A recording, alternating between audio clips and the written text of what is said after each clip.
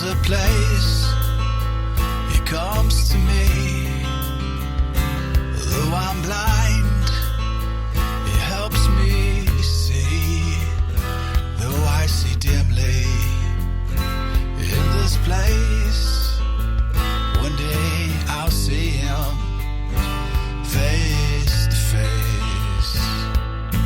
This is Kurt Kaikkonen, pastor of Calvary Chapel, Waterford, at your neighborhood church. Today on Face to Face, we'll be in the book of Matthew. So grab your Bibles and let's get started. If you want to hear this complete message in its entirety, go to yourneighborhoodchurch.com, where you can download Your Neighborhood Church app at the App Store. And so then Jesus, He gives us a remedy.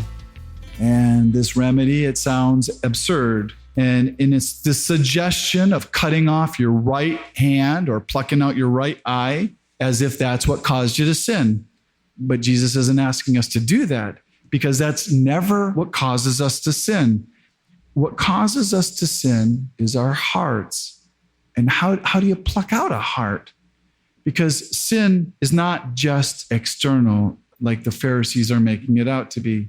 Sin is eternal.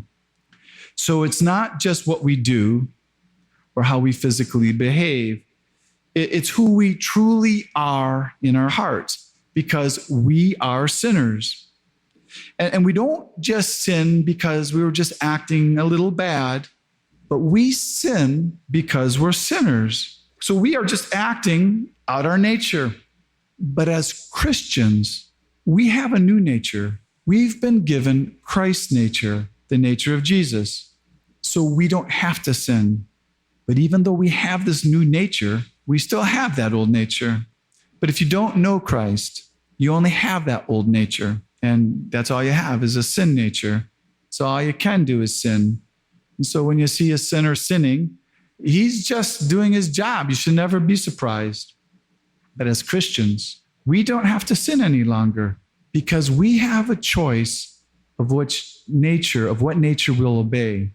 And there's another point that Jesus makes with his saying of the cutting off of your hand and the plucking out of your eye, is that when it comes to sin, you need to be ruthless. You need to take action, and it needs to be immediate, and it has to be drastic. Sin has to be dealt with harshly. So if you have things around your life that cause you to sin, cut them off and have no mercy about it, because it's not worth the greater price you'll pay. And I'm not saying this, but Jesus is saying hell here. And someone in this culture of back there in these days, they could have thought, and they probably did think, well, I never committed adultery. I always divorced my wives before I was ever with any other woman. Because many of them were misinterpreting Deuteronomy 24:1. And they interpreted it as God giving them permission to divorce their wives. And there was a practice among the Jews that a husband could divorce his wife if he found any uncleanness in her. And that word in Hebrew for uncleanness is nakedness. And it doesn't really mean that it's a sexual sin, but it means like how we would say something like it was a shameful thing. And so the Jews, they had two rules of thought about divorce. And one was a lax view, and it was taught by Rabbi Hillel, where a husband, he could divorce his wife for almost anything. And the examples that you read are like burning the breakfast, or that maybe she changed and she's not as attractive, or she didn't have any children. And this, of course, because it was the easy view, it also became the popular view, because it worked for them, because you could live however you wanted. And the second view was from Rabbi Shammai. And he said that a husband could only divorce his wife for a sexual sin. But the law never permitted divorce for adultery or any type of sexual sin like that, because the penalty for those sins was always death. But there was one thing that you get that was required through the law of Moses, that when a wife would be sent away, that she would always be sent away with a certificate of divorce. And that certificate was to protect the woman so that she would be able to remarry again. But what Jesus is revealing here and what he's clarifying is that it was never God's intention for any marriage to be divorced. Divorce was just a concession because of their hard hearts. So Jesus, he clears up this misinterpretation of uncleanness or nakedness, because what Jesus does here is he uses a totally different word. And he uses a Greek word, and the Greek word he uses is the word porneia. And that's where we get our word porn from. And so the root of this word means fornication. And so what Jesus is emphasizing here is that marriage, it's permanent. And this stood against the contemporary Jewish culture of that day and the contemporary Greek culture of that day. And then Jesus goes on to saying that an illegitimate divorce is actually adultery. And that's because God doesn't recognize the divorce. And he sees the new relationship as bigamy, because God, he still considers them as married. And I know this is a sensitive topic, and there's a lot of divorces that really haven't been sanctioned by God. And there's also a lot of victims of divorce, so it wasn't their fault. But I would say that if you find yourself in an uncomfortable spot in this because of a divorce, and you're being honest with yourself, and you find yourself, and you might even find yourself to be in the wrong, you can always get yourself right with God. It just takes real confession and real repentance. And it takes changing your mind about what you did. And you need to agree with God's view of it. And it doesn't mean you have to go back to your old spouse and get remarried to that person again. But you also don't have to be messed up in your head. But you do have to see things the way that God sees them. And you have to remember that all sins are forgivable. And you can go on from here. But these people, they made divorce cheap and they made divorce easy so that they could commit adultery, but not technically. And so then Jesus goes on and then he talks about them swearing falsely. And when Jesus talks about swearing, he's talking about making an oath, because there are no swear words in Hebrew. About the worst you can call somebody in Hebrew is a dead dog. And even nowadays, if you go to Israel and you hear somebody swearing, they don't swear in Hebrew. They always swear in English. But Jesus is talking about things like where you say, I swear on my mother's grave, or I'm telling the truth. I'm telling the truth. I'll put my hands on a stack of Bibles. But Jesus starts again, and he starts with, well, you have heard, because again, this is what they were taught by the Pharisees, but it's not taught in the law. And he's saying this not to the Pharisees. He's saying this to his disciples, that you should never swear falsely, and you should perform your oaths to the Lord. And what Jesus is referring to is Exodus 27, that you shall not take the name of the Lord your God in vain. Because these religious leaders, well, they would never swear by God's name, but they would swear by any other name that they could find. And they would make these great oaths, and they would swear by all these crazy things. And they would say, well, I didn't swear by the Lord's name, so my oath is not binding. And so they'd make these long, intricate oaths. And you can go through that list there about all these things they would say, that this is binding and this is not binding.